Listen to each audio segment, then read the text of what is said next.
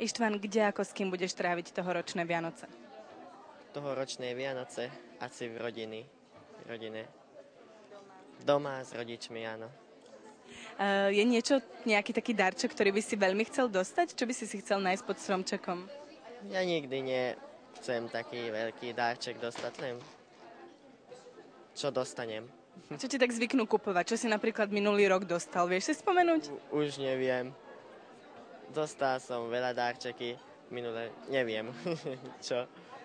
Mne sa tak u teba hodia knihy. Zvykneš dostávať knihy? Áno, zvyknem dostávať knihy veľa. Mám už 500 alebo veľa, áno. A čo zvykneš ty darovávať? K tomu to chodí, neviem,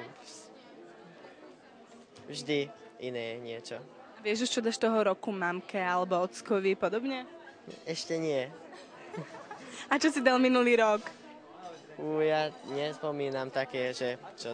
Nie, neviem, určite. Nejaký pekný darček budem kúpiť pre mamičku. Máš už nejaké plány na Silvestra? Prosím. Čo budeš robiť cez Silvestra? Máš nejaké plány? Oslavovať. Ale ako a kde? Ešte neviem. A s kým? A s kým? S kamarátmi alebo s rodinou? Čo zvykneš?